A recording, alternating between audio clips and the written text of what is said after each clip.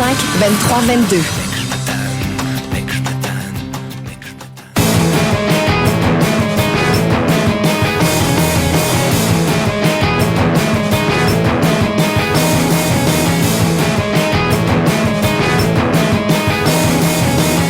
Vous écoutez CISM 89,3 FM.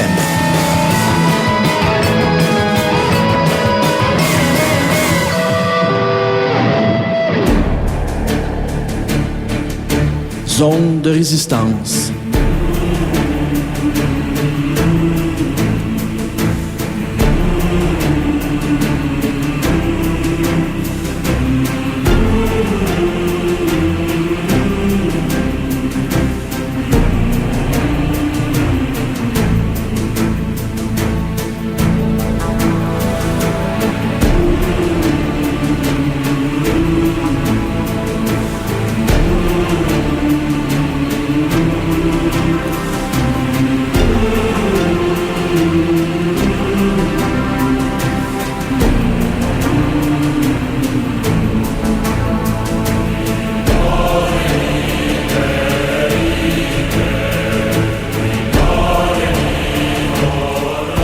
Alors, bonjour et bienvenue à Zone de résistance, votre magazine socio-économique alternatif et convivial. C'est votre animateur Benoît Perron-Mico et je vous salue tous. Nous sommes mardi le 24. Quel mois, mon Oliver? Le mois de mars. On est en mars 2009 et Oliver à la mise en onde. Comment vas-tu, mon vieux? Ça va très bien, merci toi-même. Vas-tu survivre justement à ta session et ton rush de session? J'espère. Dans un mois exactement, je vais avoir fini l'université, donc ça approche. Est-ce que tu peux survivre à ta déprime des contre-performances de tes Canadiens de Montréal? Ben, c'est pas mes Canadiens. Je suis pas vraiment le hockey, donc pas vraiment, non. Oh, hein? Alors, mais ils vont être vendus? Ben oui. Incroyable, c'est une tragédie.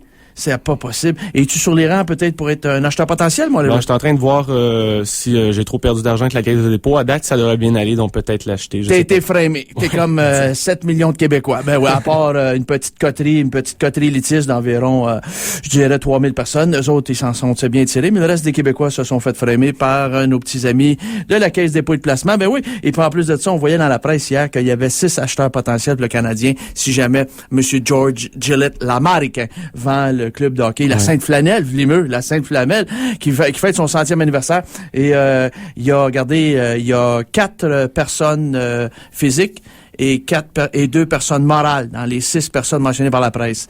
Dans une de ces 4 personnes physiques-là, il y en a une qui est sous procès pour grosse pension alimentaire avec son ex-femme. Pensez-vous que son ex-femme, elle doit être heureuse de savoir qu'il serait peut-être en liste pour acheter les Canadiens? On n'a pas dit son nom. On n'a pas commis d'impair. Et ça peut être n'importe qui, n'importe quoi. Ça peut être Youpi, la mascotte. Youpi. Ouais, il cherche du boulot. Donc, ça peut être Badaboum, l'ancienne mascotte des Nordiques. On pourrait sortir des boulamites.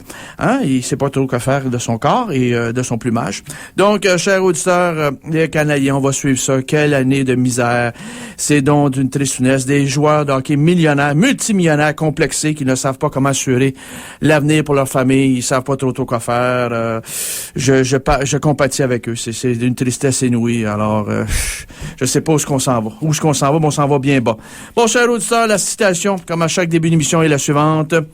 Et, mon Dieu, quelle est donc d'actualité. Et comme toujours, le monde de la haute finance se laisse seulement comprendre si l'on a conscience que le maximum d'admiration va à ceux-là même qui feraient la voie aux plus grandes catastrophes. Qui a dit cette phrase? John Kenneth Galbraith. Excusez-moi, c'est moi qui l'ai écrit à mi-temps. Je l'écris un peu vite.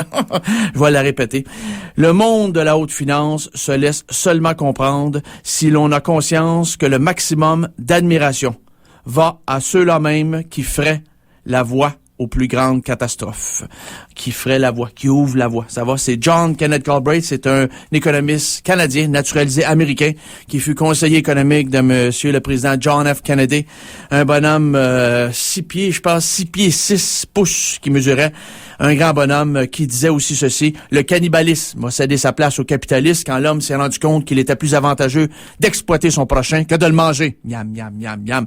John Kenneth Galbraith. Et Dieu sait que on a toujours adulé, admiré, mis sur la une de tous les tabloïds, tous ces chantres de l'économie casino à gogo. Et aujourd'hui, avec la débandade totale et la banqueroute du système bancaire international et le fait que l'État joue aux pompiers et arrose de ses milliards de dollars d'argent public et de deniers publics, public, à même les poches des contribuables, justement les escarcelles et les inepties, les incuries de tous ces banquiers-là, ben on a raison de se poser des questions. Alors, énervez-vous pas non plus, posez-vous la question 1000 fois, 1 million de fois peut-être, mais il y en a un fait en demeure pas moins. Notre ami le président Barack Obama, que j'aime beaucoup, j'ai beaucoup de sympathie pour ce mec, je le sens très volontaire, mais attention, sur 100% de contribution monétaire pour sa dernière campagne présidentielle, campagne électorale, 40% venait du peuple. Tous des chèques qui étaient donnés comme ça lors de réunions de Poutine, et puis on se réunait dans une maison, dans une cuisine, etc. Puis les gens donnaient des chèques spontanément, volontairement, délibérément, parce qu'ils croyaient en cet homme. Moi aussi, pas de problème. Mais le reste, 60%, ça venait de Wall Street, des hommes d'affaires, les hedge funds, les gestionnaires de hedge funds, les gros boss des hedge funds. Alors, tu comprends, qui tu penses que l'oreille? Le balai n'est pas facile, pas dur à comprendre. 40%, 60%. Dans la balance, le bloc de 60%, il y a un peu plus de poids, fait qu'il y a l'oreille du président. Donc, notre ami Timothy Geithner, qui était celui qui a été le grand Manitou, et grand responsable et grand artisan de ce plan, le fameux TARP, T-A-R-P, Trouble Asset Relief Programme, pour épurer les écuries d'OGA de Wall Street, enlever les produits toxiques, les produits dérivés toxiques, que ces chantres du néolibéralisme à gogo, dérégulés, déréglementés et privatisés et fusionnés. Alors, les fusions. Quand les profits se font rares, il faut se marier. Fusionnons-nous! On va se fusionner. Il faut se fusionner un peu comme Suncor puis Petro-Can, notre ancien bijou de famille, Petro-Canada. Ben oui. Alors, voilà, notre ami Timothy Geithner est celui qui a concocté ce plan-là, et aujourd'hui, il est dans l'équipe de Barack Obama, et c'est clair que Barack Obama ne veut pas rien savoir de la démission de ce mec. Il va mourir avec. Alors, on verra la suite des choses, chers auditeurs, chères auditrices. C'est la réalité. Et on vit dans cette réalité-là au quotidien, mais il y en a qui, devant la réalité, on n'est pas tous égaux pareil. Ça, c'est clair. Bon, les événements auxquels on peut assister prochainement. Donc, ce soir, mardi 24 mars, de 19h30 à 21h30, l'histoire des guerres biologiques secrètes, ça se fait ici à l'Université de Montréal, au pavillon 3200 rue Jean-Briand. Le bonhomme qui prononce cette conférence, c'est M. Patrick Berche, qui est un PhD en microbiologiste, professeur de microbiologie et doyen de la faculté de médecine de l'Université Paris-Descartes. Et le bonhomme vient de rédiger un livre, L'histoire secrète des guerres biologiques, aux éditions Robert Laffont. Et ça va sortir, ou c'est juste sorti à l'instant. Donc, c'est ce soir, cette soirée-là. Et pour vous renseigner, allez sur, ça fait partie des belles soirées de l'Université de Montréal. Donc, allez sur leur site www.bellesoirée au pluriel, bellesoirée.umontréal.ca. Alors, www.bellesoirée au pluriel, .umontréal.ca pour cette activité-là.